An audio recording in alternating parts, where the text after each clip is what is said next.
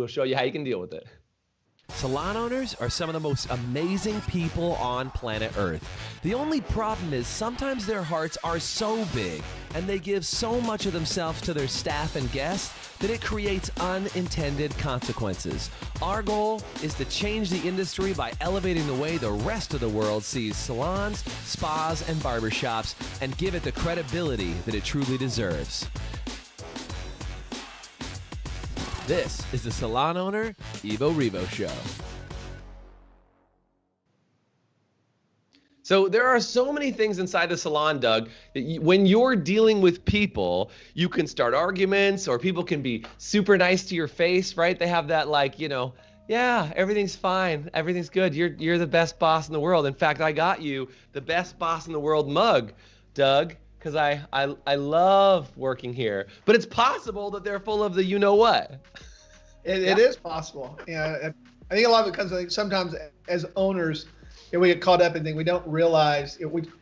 What I see a lot of times, people start treating the people that work with them as objects and not as human beings.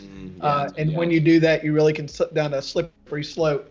But a lot of people don't realize they're doing it. It's the whole thing. They had no idea. I don't understand why this is happening. It's like, well, so I think Winn's got some really good insight on that I think is going to be very good today.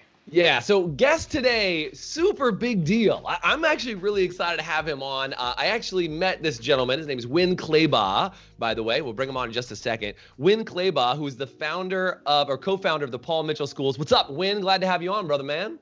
It's a pleasure. Thanks for finally tracking me down. I appreciate this a lot. Yeah, well, I'm glad to have you on. And Winn is not only co-founder of the Paul Mitchell Systems, but you're also current dean of Paul Mitchell Schools. Is that accurate? I am. We have over 100 Paul Mitchell schools around the country, over 14,000 students attending our schools and growing. So we're growing. So just a really small school system. I don't think anybody's heard of it. So if you haven't heard of Paul Mitchell before, just kidding. But the idea is for crying out loud, man, you guys have made a huge impression on the industry. You've educated so many people over the years. I'm grateful to have you here. I saw you at, John Harms had me down at one of the Millennium Conferences. You were a speaker out there in doing a huge main stage event. I sat down in your room and was just blown away. I think more than anything, Winn, by your energy and your personality and kind of your enthusiasm for the industry. And, Doug and I really have just felt that the industry, it needs to shift the stigma of the salon and spa industry, because I think there's parents out there that go to put their kids in beauty school and they go, I'm not sure. And I think you guys do an amazing job. There's a lot of schools out there that do it, but you guys have really done a lot of work in educating people on how the salon and spa industry really is and how amazing it can be. And our mission in the High Performance Salon Academy is to elevate the way the rest of the world sees the salon and spa industry. And I just think you guys have done an amazing job over the years. If you guys have heard of Paul Mitchell, do me a favor and say, of course, in the chat. But I can't imagine that they haven't, Winn, for crying out loud. But I'm excited to have you on and be chatting with you today. So, dude, thank you so much for being here. I think you talk as fast as I talk, and that's rare. Wow. I'll try. I'll try and keep up. I mean, people know if they can't listen fast enough, that it's their dysfunction, not mine. That's how I look at it. But I just want to make sure people get as much as possible, and I think that's the goal. So by the way, if you guys are on, would you do me a favor and type in where you're jumping on the podcast or the podcast and the video from? Do me a favor, type that in the chat. I'd love to know what city you're on from, so we can just kind of understand who we're touching and who we're reaching. We're excited to have you here. When you kind of mentioned this idea that sometimes salon owners can be seen in the business as the jerk. They can be seen as the person who's got to enforce the rules, make everybody do what they got to do, show up on time, wear the right clothes, fashionable, but not too crazy and kind of in between. So why is it that sometimes salon owners can be seen as the jerk in your mind inside the salon? What do you think that is? Well, you're right that is the role of a good salon owner, a good salon manager, to make sure that people are following the systems. But there's old school leadership compared to new school leadership. And old school leadership is about dictating, policing people. And we all know that does not work. If we're talking about a healthy culture that people want to belong to, we need to focus on a new level, a new style of leadership. And what do they say? 50% of people who quit their jobs did so to get away from their boss. Yeah. And by the way, those who quit are not the worst employees, they are the best employees. The best employees quit because they know that they deserve better. And the worst employees know that they're lucky to have a job, and so they stick around, right? They're part of the problem. We call them spoons because they just stir things up. Solid. I love it, man. Yeah. And by the way, as we go through this, if you've ever had somebody on your staff that you've had to stir the pot, would you do me a favor and say stir it in the chat? Because I see a lot of you guys are on from all over the place. Thanks so much for jumping in, by the way. And commenting in that comment section. But I think to your point, Winn, there are a lot of people that stir the pot. They stay and they're like, oh God, I got nowhere else to go, so I might as well stay here. And I was just talking to Salon owner the other day. In fact, she was telling me she's had the same staff for almost 30 years. Most of her employees have been there for 10, 15, and 20 years. But, she said, but none of us get along. And we're just all afraid that if they leave, that the culture, if I change anything about the culture, I'm going to upset the apple cart, as it were, and I'm going to screw up everything, and it's not going to go well. And then come to find out she's overpaying everybody and dealing with all these. It's like there's so much chaos in her world, and she doesn't want to change anything because she's afraid if I change the culture, the whole thing's going to implode. And that's possible too, right? Of course that's possible. But you know what you just defined is the definition of insanity. Sure. She wants a different result, but she's not willing to make any changes there. That's insanity. You've got to do things differently if you want that different result. And, I've been there before. I've been there before where you feel like your staff has a gun to your head. I'll do whatever I want here. You can't afford to lose me. That's a horrible feeling. That's a horrible way to run your business. Yeah, absolutely. So what are some of the things you can do to prevent yourself from being seen as a jerk in your mind, Winn? And Doug, feel free to throw some questions in here too. Well, first of all, just realize that people have a perception of you as the boss, and perception for them is reality.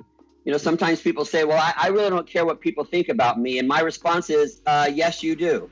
Yes, you do care what people think about you. We're in the relationship business. How you make money in this industry is not by sitting at home in your underwear as a telemarketer.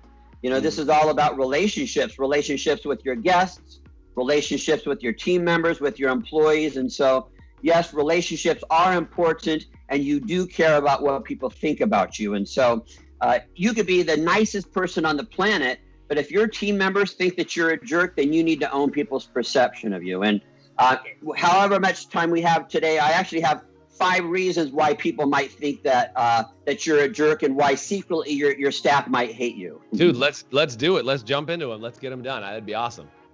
Well, there's that old belief system that if you want something done right, you have to do it yourself. Sure. And that's so old school, because collaboration is such a beautiful thing. Yeah. When you know how to bring out the best in your team members, that's when you're going to soar. Because if you are the smartest, most talented person working in your salon, I feel sorry for you. Because that means that you're forced to work 6 days a week, 12 hours a day. Yeah. See, a smart owner, a smart leader, and by the way, everybody's a leader, but a smart leader knows how to bring out the best in other people. It's not about how many points you can score. It's about how many points you can help that entire team score. So, and the first reason why people might secretly hate you is because you never have fun at work. So as the boss, it's all about business. You never have fun at work. And I love the culture in my Paul Mitchell schools, because we find any excuse to throw a party. Yeah. And there's some businesses, even some salons, that if you're laughing or having fun at work, what does that mean? That you're not working. Back to work, no fun around here. And study after study proves that when a team of people are laughing and having fun with each other, creativity goes up, teamwork goes up, profitability goes up, and absenteeism diminishes. And so, again, you could be Mother Teresa, but if you're not having fun at work, then people think that you're a jerk. They might secretly hate you, and you need to own people's perception of you. Yeah. So by the way, if you're watching and you're thinking, okay, all I need to do is throw more parties, this is a good day, then that's good. Do me a favor and comment party, because I know, look, one of my favorite jobs I ever had, Winn, to you exactly your point here, is we used to throw parties all the time. We had a party every week. We had a party at work, and it was just one of those things that was really powerful as far as like creating that culture and creating that dynamic. Is it just made it so that it was fun, entertaining. We would do holiday parties, and it was like we would do silly things, but just that idea of like being able to celebrate and enjoy that time together and not just be in work mode all the time is such a critical factor. Yeah, Doug? Yeah. Yeah, I think that's having people enjoy it. Sometimes you should be able to go in and I do it all the time, make the joke about, hey, You'll stop having fun. We're not supposed to be having fun because everybody's usually having fun. Right. They're usually having a blast. Totally. Right.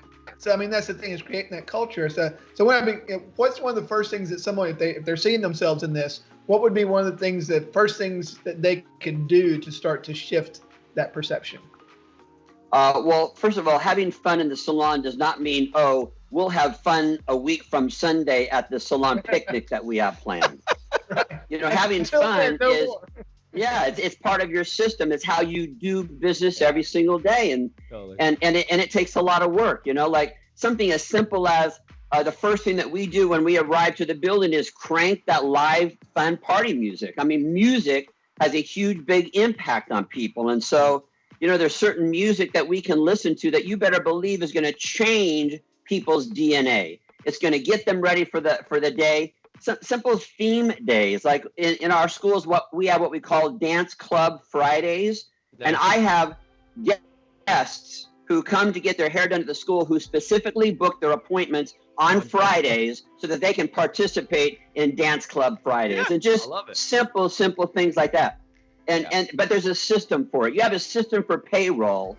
You have a system for how you keep the salon clean. Why don't you have a system for how you're all going to have fun every single day? Why isn't that at the top of the priority list? Yeah, completely. One of the things, Winn, is that the owner may actually decide they start enjoying their work.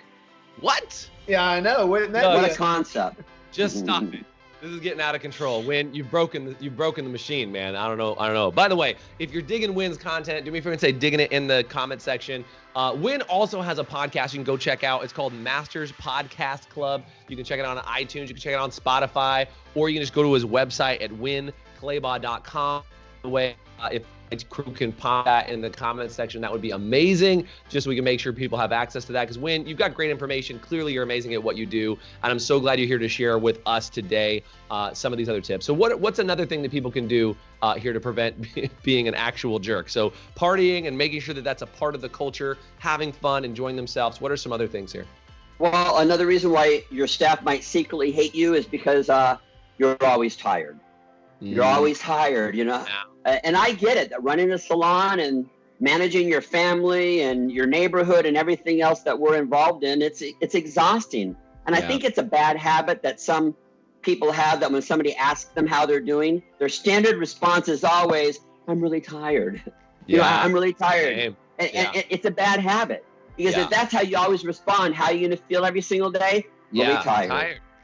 Yeah, I think busy and tired is like like we've talked about this a lot. Is just saying how you doing? Oh, I'm really busy. Oh, I'm really tired. I'm worn out. I'm overworked. Like what? It's like that's the life you end up creating by saying it all the time. To your point, and I think that can be one of the biggest dangers. So yeah, to your point, if you're worn out and you say you're worn out, your staff's gonna be worn out just talking to you. I think one of the problems is you start to believe it yourself. And you start to believe you're overworked. You start believing that you're worked. So then you're convincing yourself, and you're just creating more of your own problem. Yeah, we all talk to ourselves. And people who you ask them, how many of you talk to yourself? And say, no, I never talk to myself. we all talk to ourselves. Yeah. And what you say to yourself, you better believe that's how you're going to show up. And if what you're saying is I'm tired, that's exactly how you're going to come off. Yeah, exactly. And by the way, I see Angela on here said, I'm not even in the salon industry, just a huge fan. These tips are something you can implement in the industry too. Yeah, by the way, what we're talking about, obviously we talk about the salon spa industry all the time because that's the world we live in. But yes, this is culturally appropriate to party in other companies. It's culturally appropriate to not say that you're tired and wiped out if you run a CPA firm. Like that's probably a good idea in almost any business. But I'm going to be really honest, Winn. The reason, because I'm an adopted family member of the salon and spa industry. Like, right, I didn't come from cosmetology school and then come into the industry. I came from coaching, leadership, and training, and then I got adopted in the salon spa world. And it's because they're my kind of people. They like to party, like to have a good time. They're creative. They're genius level people that love performing and doing some amazing art and work. And it's like, I love those type of people because they're some of the most fun people on planet Earth. When you suck the fun out of a creative person, they are not happy campers, and they will very slowly over time, hate their work environment, hate it, and change and go and do something else. Yeah. Oh, absolutely. And I'm with you. I'm not a hairdresser. I've never been a hairdresser. But I've been in the industry now for 38 years. You do your years. own hair, though, correct? Just to clarify, you do take care of your own. I could do this haircut on you. I've mastered this. I appreciate it. I mean, look, if I was to do any haircut, that would be the only one I could pull off. So let's be super honest. That's about it. The rest of it we can get done. So that's awesome, man. Okay, other reasons why people might secretly think you're a jerk. Okay, this one is really important. Why your staff might secretly help you or hate you. You're on your phone all the time. Again, you could be the nicest person on the planet, but if you're on your phone all the time. Are you talking about staff, or are you talking about my spouse? Because I think my wife probably thinks the same thing, if I'm really honest. I'm talking about everybody. You know, we all need better boundaries when it comes to that cell phone, and I get it. You know, mine's sitting right here. I'm sure all of you have your cell phones within arm's reach of where you're sitting or standing right now. So it's. Oh, man down. Man down. I think what happened is that as we were hanging out with Winn, his phone rang and it cut in. That might have been how that happened in there. We'll see if we can get Winn back in just a second. We'll pull him back into this call in just a sec. But man, Doug, for crying out loud, is that not the truth when you're talking about phones? Like, I mean, I've seen that culturally play out very differently as you're working with people, right? Is it all of a sudden? I think you might be back. Winn, you there, brother? I'm here. Okay. Where'd you lose me? I think my or your cell phone rang and it took the squirrel that's connecting our internet out, and I think that's what happened today. I don't really know, but we're back, so that's the good news. Okay. I lost you guys, your cell phones. Right at cell phones and that they're within arm's reach. Yeah, you know, you go to a restaurant, there's 5 people at dinner and they're all on their phone. I was at dinner a while ago with this guy and he was on his phone the whole time. I'm like, what are you doing? He's like, well, I'm posting to let people know that I'm at dinner with you. So in other words, you're sharing this experience with all these virtual people, but you're not sharing this experience with me. Right. And I told him, by the way, I took a shower to have dinner with you tonight. You know, I drove 20 minutes. I left my family to have an experience with you, but you're not available to have that experience with me. So you guys, it's all about relationships. And I think that this is a destroyer. Cell phones have replaced your camera, your alarm clock, your calculator. Don't let these replace your relationships. Totally. Yeah. Well, good point, man. Okay, so we talked about no playtime in the salon. You don't have fun. We talked about you constantly saying that you're tired all the time or telling your staff that you're not in a good mood, those kind of things. And then also being distracted by the phone. What's another one? I think you said you got 5, right? I do. The fourth one is that you're so serious all the time. And by the way, this is one that I have to work at because I'm kind of naturally a very serious person. And I'm very influenced. And so I need a lot of little kids around me. I'm very energy sensitive. And so I need a lot of little kids because little kids teach me how to be more silly, more irresponsible. And that's what I need in my life. Yeah. And you have an 8-year-old, yeah? I do. She's in 3rd grade. She's unbelievable. And so when it comes to like things like the cell phone, you better believe I think she said that to me one time. Hey, Daddy, you like your cell phone better than you like me. And it's like, exactly. Yeah. Stabbing you in the, that's tough brutal. lesson. I mean, kids are really sensitive. They know. And it's very funny. I remember when, cause I've got a 3-year-old and a 6-year-old. And I remember, you know, when the first, like, I think they had like a little play kitchen that had like a little cell phone that was like, you could put on the wall. And I remember it was like, they would sit and play with it. And then they would ignore me if they were on their phone. And I was like, oh my God, when your 2-year-old is like, no, sorry, I'm on my phone. You're like, oh, where does that come from, Dad? You know what I mean? Like, it's brutal. And they learn immediately like where the priority is in your world, and they'll show it to you, and you either modify it or adapt to it. And it's not an easy thing. By the way, guys, if that's not easy for you, do me a favor and type in "not easy." But kids will reflect it back to you almost instantaneously. You know, as an adult though, sitting in that same meeting, it says a lot about the priority of that relationship. I mean, it's so much so. We had a discussion here in our office, Winn, about this. Is that we have a rule about being present, because a lot of times we're in this multitasking mode where, like, you know, I could be on with you, but I'm doing something over here, and I'm on a Zoom call, but I'm taking care of this email and things like that. Yeah. we have a word. It's called, we say pineapple in our office, because we wanted it to be a nice thing. We didn't want it to be like, hey, jerk, pay attention to me because I'm important right now. So we said pineapple. We're like, pineapple. If somebody says pineapple, that means everybody gets full attention, and we're just calling it out that somebody on the team is distracted and multitasking, because we live in a society that thinks multitasking is the way that we get more done. You know what? You're sending out a great message right now, because you guys do your research on this. Truly, multitasking is not real. It's a myth. It's a myth. You cannot multitask. The brain cannot multitask, and your people value what you value. And so if they see that your phone is more important than they are, then you better believe that that's going to be how they treat their customers. That's how they're going to treat each other. Yeah. And this whole idea of being too serious. When you're serious all the time, you're not approachable. People don't want to help you out, and so.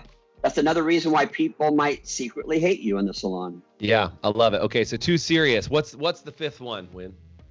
You know what? If you're taking notes, this is the one that you want to put a star next to, and that is that you never show gratitude, which, by the way, is a basic human need for your team members on a daily, regular basis, for them to feel love, appreciation, gratitude, acknowledgement from you. It's oxygen for your people. It's a basic human need, and we all need that. Yeah. One of the interesting things on that, I think a lot of people, because they don't know how to show gratitude to themselves, so therefore they had a hard time showing it to other people. I think once you learn to show gratitude to yourself and be able to show it to other people, I think that is a game changer. You're so right. Yeah. Oh, no, you're exactly right. That's the law of the universe. What goes around comes around. If you're not giving it to yourself, there's no way that you're going to be able to give that to yourself, to other people. Yeah. I mean, we talk about, gratitude is a practice. Gratitude is a muscle. It needs to be exercised. We teach people about doing daily gratitude processes. And man, Winn, it's one of those things where like you get somebody to write down 10 things they're grateful for every single day, even if it's just like, I woke up this morning. And you can tell when you ask somebody, like you just ask somebody, hey, Winn, give me 10 things you're grateful for. And if they can be like, man, I'm grateful for my kids and my family and my job and my car and my life and oxygen and like getting up this morning and I'm grateful. It's like they can either spit them out or you say, what are you grateful for? And people go, I don't know. And it's like extracting teeth because that muscle has not been exercised in a long time, because in general society, in a normal environment, AKA a lot of salons that think that you might be secretly hated behind your back, is that those salons don't practice any sort of gratitude ritual or win celebration process.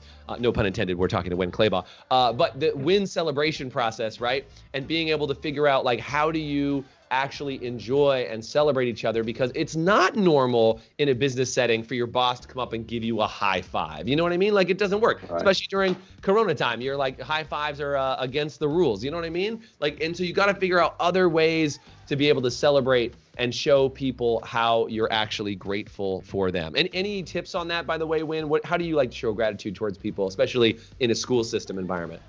Well, in my locations, again, we have over 100 locations. In every single location, I guarantee you that team has a staff meeting every single day. They have a team gathering every single day. And how they start off that meeting is to share victories. What do we have to be thankful for today? What do we have to celebrate today? It's part of the ritual. It's part of the system. It's who we are. It's how we do things around here. It's not just if somebody happens to remember something nice to say or something proud to say that gets interjected. No, it's who we are. And so people are forced, if you want to use that word, they're forced to come up with things. And you can pay someone to clean your salon.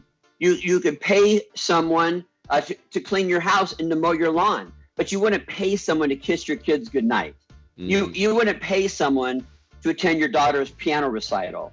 And yet people in the salon think, well, gratitude has to come from somebody else. I'm not really good at showing my appreciation to my team members. And my response to that is, well, build a bridge and get over it. If you want to be a success in your business, you need to be really, really good at showing appreciation and gratitude to your people. I'll tell you, Winn, one of the things just coming from the side that I'm on, I'm talking with a lot of salon owners. When I talk about getting your students from Paul Mitchell schools, the number one thing that they say that those are the most confident students that they get from anywhere. And I think what you're talking about right now is the reason why. But that's been the outstanding thing, is not that there are not other great aspects to it, but they leave with a high level of confidence and a high level of being able to get right into a team. So congrats. Obviously, that's the reason why. Yeah. Thanks for that. Look, you wouldn't have as many locations as you did just off opening doors. You got to have the results. And I think what you guys have done over at the Paul Mitchell School Systems is just tremendous. I love what you guys are about. And again, we are non-school / brand denominational brand ourselves. We support everybody because we really do want to make sure that the entire industry gets raised. And I think that's one of the most important things. So anybody who puts out great students, they can go to any salon and make an impression and be a supporter of the industry. Growing what it does and making the impression is tremendous. Winn, this has been an experience for me in such a good way. I love your pieces here because I think it not only shows salon owners what they can do, or really any business owner, how they can be more loved and appreciated by giving more love and appreciation to their team.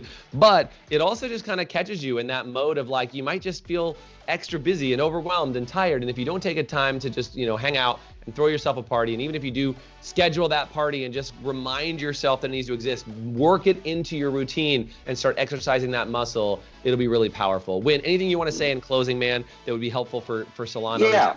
To piggyback on what you were just saying is, there's two powers that motivate you. That it's joy or it's pain. And for those salon owners, it was joy that brought you to the industry. It was joy that got you to sign on that lease, to sign that loan with the bank.